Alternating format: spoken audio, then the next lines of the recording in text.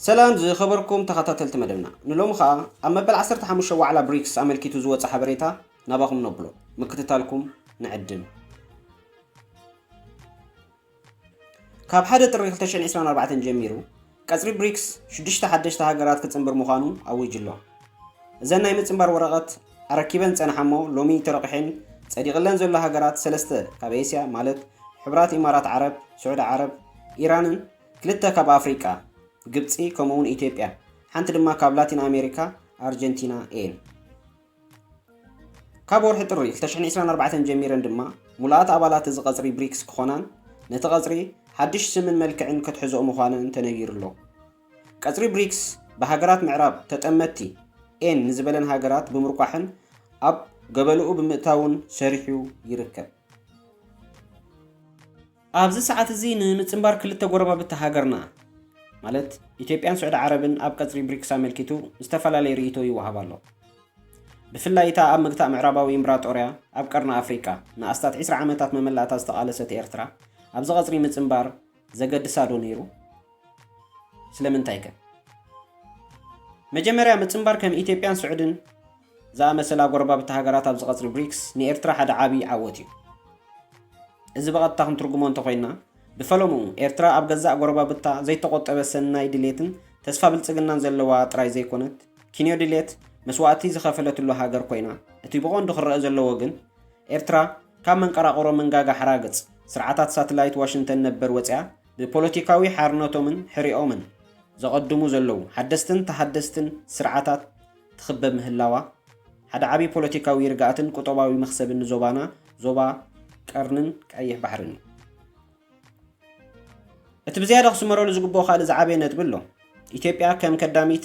ካብ ኢዶም ውፃእ ዘሻቐሎም ዘዕገርግሮምን ሃገራት ምዕራብ ብስም ኩናት ትግራይ ሓሚሶማ ሕጂ ከዓ ኩናት ኣምሓራን ካልእ ናይ ግጭት ምህዞን እንዳፈብረኹ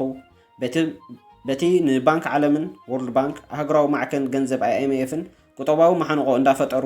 ነዚ ንህወደግ ተኸቲሉ ዝመፅእ ሓድሽ ስርዓት ንምንብርካኹ ማዕለያ ዘይብሉ ውዲት ክፍጽሙ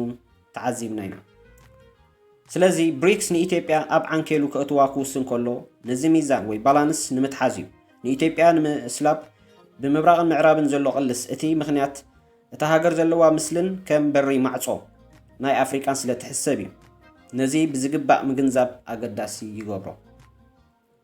ብተዘዋዋሪ መንገዲ እምበር እቲ ብትካላት ጸጥታ ምዕራብ ካብ ፕሬዚደንት ኢሳያስ ክርሕቕ ክበሃል ዝሓገየ ዶክተር ኣብይ ኣሕመድ መዋገይ ሚዛን ረኺቡ ሓቀኛ ፖለቲካውን ቁጠባውን ረብሓ ሃገሩ ክቐድም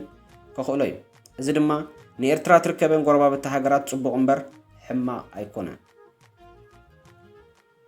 إرترا أبي تيب أدليتا كيناتن عقرقرن أنت نيرو نويانا زبها الملحق واشنطن على تاون كفافا للبوليتيكا وجوجل يخون كالوت مسلتو معتا أمبر مدفع أي مدليان نيرو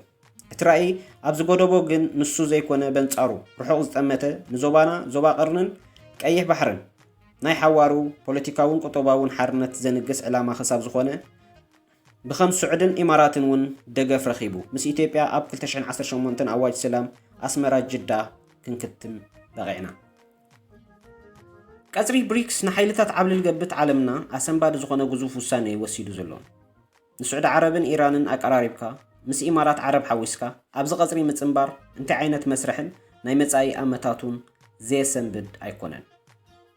وقابات إيرا دولار بقندو أب عقور ندالي زن هاجرات عرب زمركوس كوينو نكلو وجن بروهيو سلازي نتزلو انكو قطباو فينانساو سرعات برتعوي صوتا مرتع ناي تشاينا حسابي كمتي تشاينا أب مدرخ جلوباو عداقة وي جلوبال ماركت بتي أمريكان أوروبا أنزنو دفعو حقاقات ودب نقد عالم تتصاويتا مخسبا جحيت أزواتت بتماسا سالمان قدي حدشن بوزحاون قطباو السرعات عالمنا نمودانو مس حدا تخلطات حدقا بلوص عيو استسرحي مثلنا نجبتي أبز غزري متنبراون جبتي بتفاسس نيل كونه كالق مغنيات نزوبانا نخيت ربشو أبز عنكيل مقتاوا صبو وسانيو إثيوبيا خونه جبتي كابلو مين دحر بمعرباوያን ግጭት نخيهلو دما تسفا كلنا يو بتماساسالي متنبر أرجنتينا نابز غزرون نزجوج لزيادة حيلي political and economic momentum زهب كوينو معرباوያን برازيل نمخرنا أرجنتينا تريجوناويت فرس كم زي تخون زخل وساني خوينو قريب الله ኤርትራ ናብ ዝቐጽሪ ንኽትጽንበር ዘድሊ ረቑሒታት ኮነ ህልው ኩነታት ሓደ ክልተ ኢልካ ምጥቃስ ይከኣል። መጀመርታ ናይ ምጽንባር ድሌት ኮነ ወረቐት ኣይረከበትን ጸኒሓ። እቲ ምኽንያት ድማ ንጹር ክኸውን ኤርትራ ኣብ ቀጻሊ ተጻብኦን ምኹርናዕን ወጻኢ ጸጥታዊ ሽግር ጎደባኣ ኣፕሳይድ ዳውን ጌራ ፈቲሓ ንእዋናዊ ዓለማዊ ዳይናሚካዊ ለውጢ ተዓዚባ